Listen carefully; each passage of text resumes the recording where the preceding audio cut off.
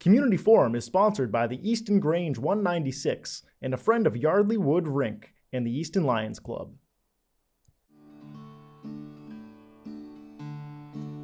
There's a storm across the valley, the clouds are rolling in.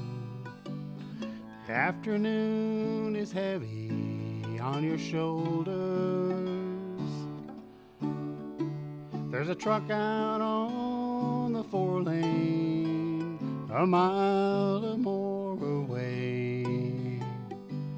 The whining of his wheels just makes it colder. Welcome to Community Forum.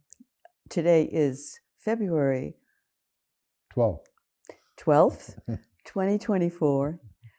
I'm Priscilla Almquist-Olsen, your host, and my guests are Ed Leonard and Ed Hands, the two handsome Eds.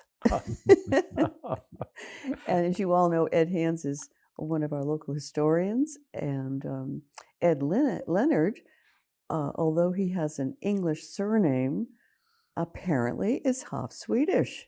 So today, the topic of our conversation is Easton's Swedes. And you can tell from my name, Almquist, which means elm twig. And alm is an elm in Swedish. And so you know what my roots are. Anyway, welcome Ed, and welcome Ed. One of the things I've discovered in having my DNA testing is I have Swedish heritage somewhere back there, which I can't find. Oh my, I know where it is. The Viking era. That's the Vikings. The Vikings went to Scotland and caused all sorts of problems. Yeah. But supposedly it's not that far back, so I don't know. Really? Yeah. Interesting. Oh, I didn't know we were related in that regard. Okay, so Ed, let's start with you. Tell us a little bit about your Swedish roots. My Swedish roots, my mother's parents came over in 1877 and settled in Campello in Brockton. Oh. And they were both, came over separately, but they were the same age, 17 years old. And 10 years later, they got married. And they grew up, my mother grew up in Brockton. Mm-hmm. So when you say the Swedes of Easton, I'm the Swede. My Swedes are from Brockton. Yeah, but you are an Easton Swede. Yes. You grew up in what year did you graduate Oliver Ames? 1952. 52, so. But more than that is my wife's grandfather, Anders Lindberg, emigrated from Sweden to Easton in around 1891 or 2, and worked at the Ames Shovel Works. Of course. And I think, you correct me if I'm wrong, the Swedes, immigrants at that period, had to have a sponsor, somebody in the United States that would speak for them when they came in. And John Anderson, I think it was John Anderson, on Columbus Avenue, was the sponsor for Anders Lindberg. Mm-hmm. So there's a better connection with my wife than with me. But I married the Swede because she's half Swedish as well as I am. I see. So it's interesting that you should say about the sponsorship, because my mother's father, Sander Larsen, he came from the west coast island of Orust, O-R-U-S-T. And for people from that island who had no family or friends to sponsor them, they had my grandfather's name. And they came to Boston rather than New York, took the train to Easton, and my grandfather got him a job at the Shovel Works, where he worked, and got housing for them, and then helped them fill out their naturalization papers. And Ed Hands, Mr. Historian here, told me some years ago, something I never knew, that he started English classes for the Swedes. Yes. Yeah. Sandra Larson was really interesting in pushing citizenship for the Swedes. And he realized that they were here in this country and they needed to get involved as quickly as possible. He was one of the first elected officials that had a Swedish heritage as well. He was. What was he elected to? Oh, you had to ask. something like the finance committee. I don't think he was a selectman, but he was elected.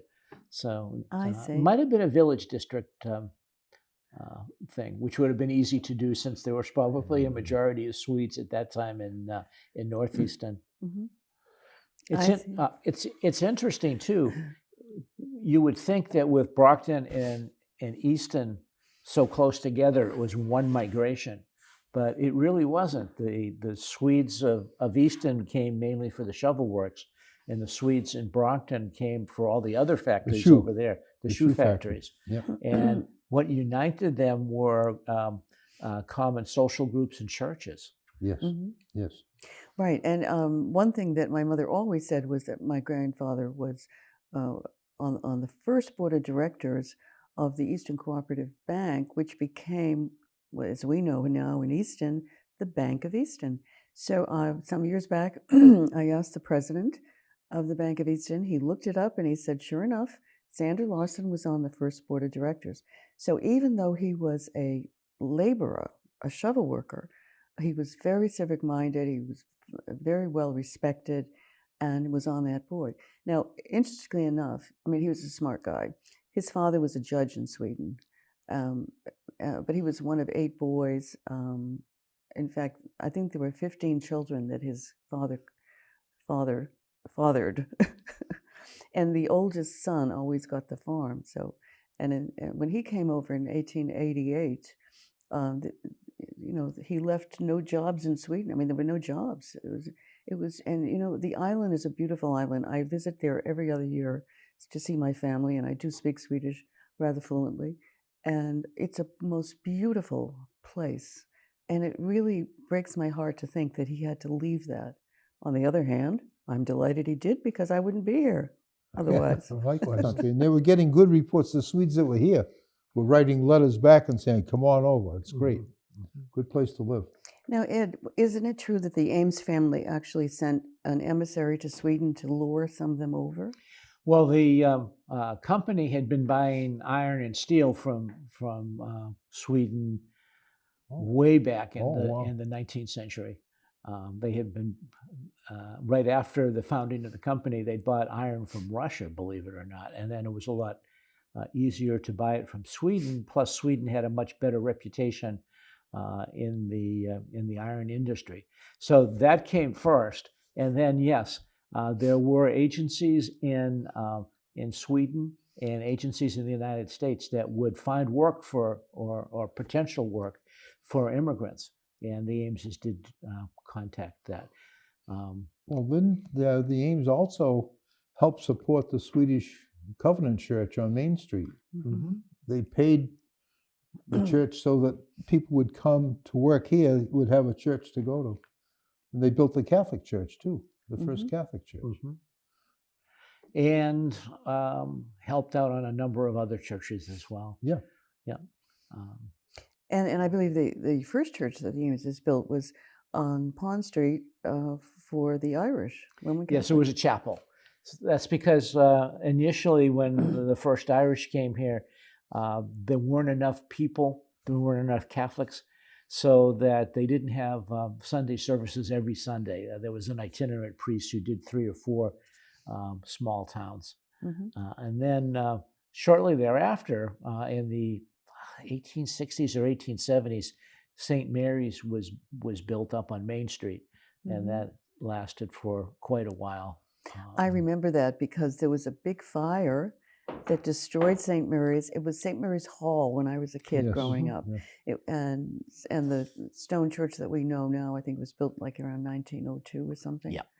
And but I remember St. Mary's Hall. Mm-hmm. I'm old. Yeah, we all are old. But the other thing I've read was that a lot of the Swedes in Brockton, some of them came to work at the shovel works.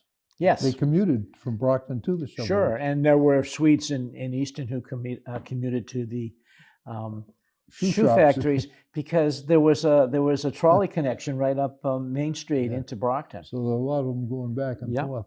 Yeah. Yeah, and also there was a trolley connection from Southeastern, right? Yes, yeah, there were trolleys. The trolley connection through Southeastern ran down Turnpike Street into Taunton. So it was a Taunton and Brockton line, or Brockton and Taunton. And then the other line came down from, this is going to show how old I am, came down from Kings, because that was actually the hub of the trolley network, and that's where their Came down from where? Kings Department store. Yeah, it hasn't been there for 40 years, but what is there now? Oh, the eyeglass place is there, but that was the headquarters. That's where they parked their trolleys at night, and so that was straight down here, and then that connected up with the Brockton system. And because the Swedes helped make Brockton so successful, it was one of the earliest towns in the United States to be electrified. Yes. And those trolleys were electric trolleys. They weren't horse-drawn trolleys. No, Edison actually came That's to right. Brockton to open it up. My mother worked for Brockton Edison. Yeah, my dad worked for Brockton Edison. Oh, is that right? Yeah. So I have two sides of my family that came from Sweden. My dad's side, the Almquist side, it was my my great-grandfather and his mother, my great-great-grandmother, Okay. Anna Sophia Holmsdotter. And they had 9 children, 7 or 9 children, my grandfather being one of them, Fred Almquist, born on Pond Street in Northeastern. And so John Almquist, actually born Johan Edvard, or John Edward Almquist, was a supervisor in the shovel works. And so he had a really good job. He wasn't just, he supervised other people.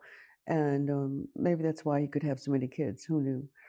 But sometime in the 1890s, they moved to Brockton, to Campello. Now, you've heard us talk about Campello. Campello was the Swedish section, very similar to Swedeville here in Easton. So, Ed, let us hear a little bit about Swedeville. And I know that you talked about that in your book, Easton's Neighborhoods. And if those of you who haven't read that, it's a fascinating, wonderful story about Easton neighborhoods up to a certain year. So Ed really needs to do a sequel. Yeah, it really does. It's interesting. You mentioned that the Almquist came and lived on Pond Street, and many of the houses on Pond Street were Ames tenements. So you'd rent, and the conditions were pretty good. It certainly wasn't the slums, and it wasn't a exploitive place like Pullman, Illinois, where the Pullman company really ripped off their own workers. So the people would come there. But the interesting thing about the Swedes is they were very industrious and planning to stay here. When the Irish had come a generation before, the question was, were they going to stay here or were they going to seek their fortunes in other parts of America? But the Swedes seemed to want to stay here, and so they saved up their money very quickly. And a market developed for homes. People didn't want to live in apartments or tenements, so they wanted to buy homes. And in 1870, the Williams family, particularly Monroe Williams and his mother, who owned the corner, put in William Street up to the sharp 90-degree turn that we all love so much. And with the idea of building what we would call today a subdivision off of that. And that became Swedeville. If you look at the people in the 1890 valuation form, they were a majority of Swedes. There were some Irish, but and they were all first-time homeowners here in the United States. So it was a great thing. One of the things that I learned recently in doing some of these house surveys that we were talking about is that there was another Swedish section in town, which was on the north side of town, up on Linden Street and King Avenue and Pleasant Street. In Holmes. Yes, in Holmes, exactly right. Yep. Well, my mother was born on Jenny Lind Street. Of course, Jenny Lind was an opera singer that T.J. Barnum, the T.J.? PJ. P.J. PT. P.T. Got it. P.T. Barnum brought over in 1869, I think it was, and toured the United States, so forth. And so there are lots of Jenny Lind streets all through the whole country. And my mother was actually born there, not in a hospital, but born in that house. And she didn't go very far after she got married to my dad. They went Seaver Street. At the end of Jane Lynn is Williams. The other end is Seaver, and they built a house at the very end. That street also was filled when I was growing up with Swedes, and Leonard and I were talking earlier about the Rosines. The Rosines lived on the corner of Reynolds and Seaver, and to this day, to the consternation of some of my younger friends, I identify houses on Seaver and Reynolds with the names of those people that I knew when I was growing up. You know, that's the Dahlberg's house. That's Gottfried Anderson's house. On Reynolds Street, the classmate Edna Anderson, she lived on Reynolds Street. Who? She had Edna. Oh, okay. She had a brother Carl, an older brother Carl, a brother Earl. Yes, and then a Paul Jr. And Paul, yeah. Then next door to them was my best friend George Peterson. Oh, Chester and Josephine lived next door to Edna. I see. And then if you go toward William Street, a couple more houses with the Poole twins, Oh, Carol and Betty Poole, and they were Swedish. yeah. So Jenny Anderson just happened to be my grandmother Alma Karolina Pettersson Larsson's best friend. And so my grandmother was on Jenny Lind, and she would just walk across, go through the neighbors on Jenny Lind Street to come right over to Reynolds. And Jenny's house was almost in a direct line from my grandmother's house, Jenny Lind. And they would always have, you guessed it, coffee. And in Swedish we say kaffe och dopp, and that means coffee and something to dip it in, you know. Your mother was noted for that. Whenever I visited the house, that's the first thing was coffee, and it was always strong coffee, which I love. Mm-hmm. So and then she made the best cookies. Yes, So. My mother was a wonderful baker, a wonderful cook, but she was known for her Swedish coffee bread and the spritz and the pepparkakor and all those Swedish cookies and so forth. Could we back up a little bit for the people who aren't Swedish or genealogists and explain Swedish names? Sure. You want to do it? Sure, let me do it. So in many of the Germanic countries, but especially in the Scandinavian countries, people didn't have last names like they do in English countries. So that if you were Andrew, the son of John, your last name would be Johnson. And then your son would be Anderson. So the Johnsons and the Andersons would almost switch generations, making it very hard to take account of these early Swedes. And then for women, they'd be named, would it be Anders' daughter, Right. Daughter. D-O-T-T-E-R. Yep. Mm-hmm. Or it could be shortened to DR on the end here in the United States. But what happened in the first generation is some Swedes quickly adopted the American system and kept whatever last name they came over with, and other families maintained the Swedish tradition for a couple of generations, making it impossible to track people down. Is that right here in America? Yes. Oh dear, okay. So the other thing that they did when they came over is that they translated their names. So my father's grandfather, my father's maternal grandfather, came over as Anders Johansson, or as we would say, Anders Johansson. Anders became Andrew, and Johan is John and son, so Johnson. So he became Andrew Johnson, if you look him up in the Melrose Cemetery in Brockton. That's how he's not Anders Johansson, he's Andrew Johnson. And that was pretty common. Yep. The other thing is, around 1900, the Swedish government made it possible for people to retain the name that they had rather than to take the father's name. And also, the girls were still the daughter of the father, not the daughter of the mother. There was a little bit of prejudice there. But anyway, most people in Sweden did that, but some still carried on that tradition. So my friend Warren Nyland, his cousin Rolf Hjalmarsson, his father was Hjalmar. And I think he's probably the last generation that actually did that. Otherwise, his name should have been Olsen. His father was Hjalmar Olsen.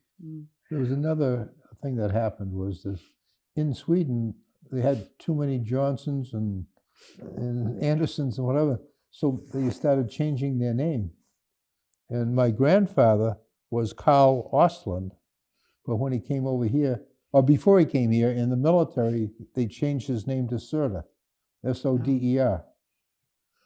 Söder, which means south in right. Swedish, yeah. It's interesting because my mother's first name was Sarah. Sarah Söder. Yeah. That's funny. Well, I just recently learned that names that didn't end in son or daughter were names that the military provided, people who had two common names. Yeah. So Almquist is one of them, apparently. And any of the Quists, like Lindquist, and all those Quists. Quist means twig. So if you hear of a rose quist, you know what it means. It's rose twig. Lindquist would be from the linden tree. Does anyone here know what Bjork quist would be? What's the word? Bjork. Bjork. Sounds like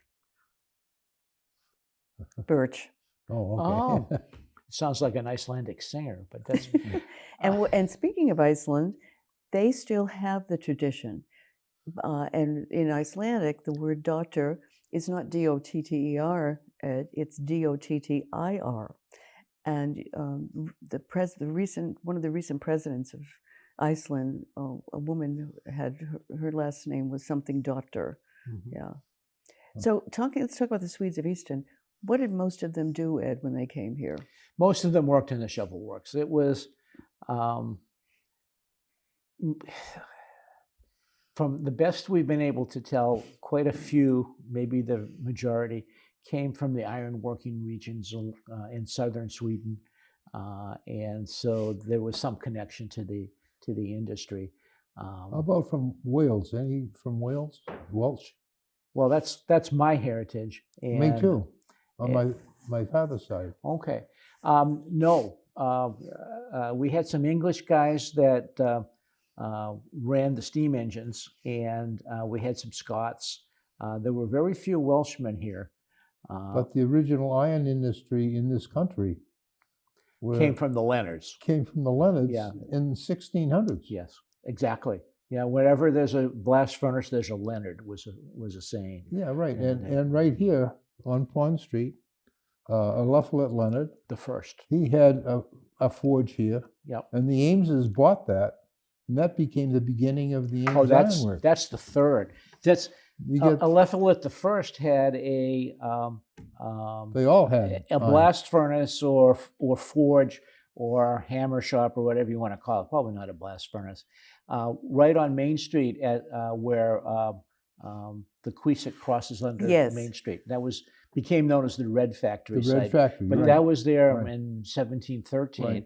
And then was he the number one? Yeah, he was number one. Then there was Eliphalet II, and the guy who flunked out of making nails was Eliphalet III.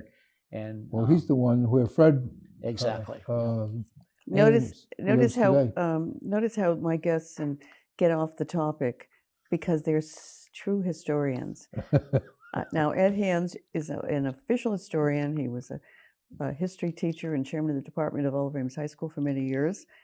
But Ed Leonard is also, he's a private historian. What do we call you? We call them public historians now. Public historians. Yeah, you don't get paid. That's the problem.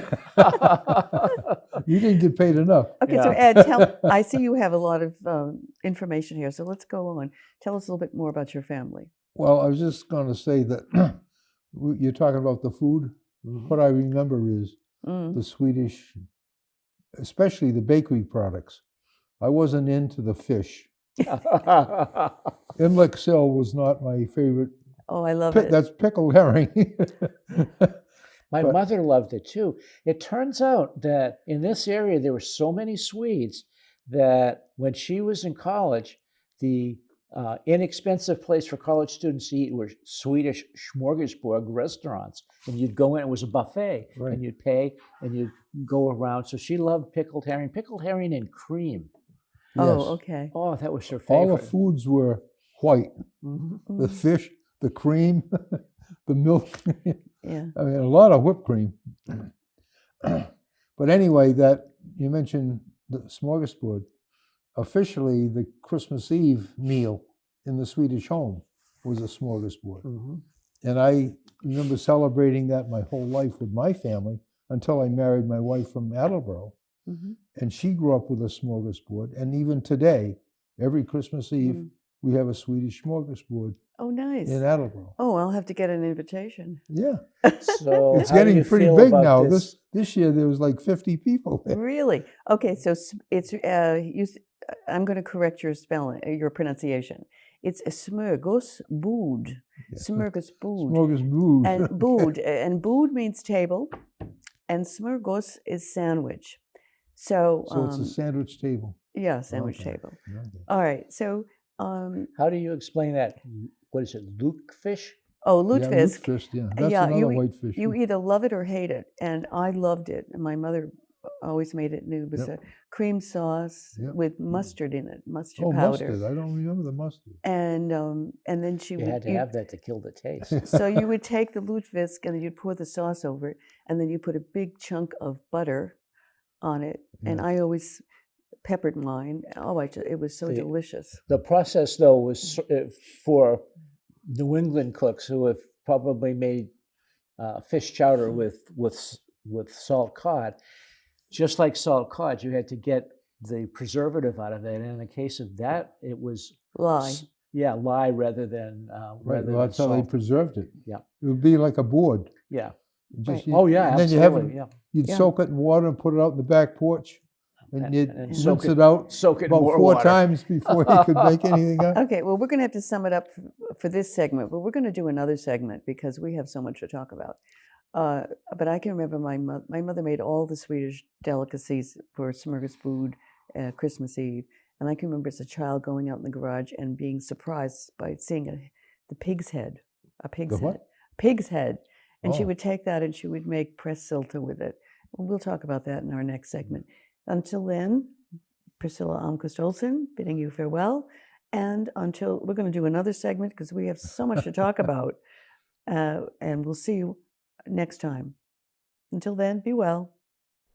Community Forum is sponsored by the Easton Grange 196 and a friend of Yardley Wood Rink and the Easton Lions Club.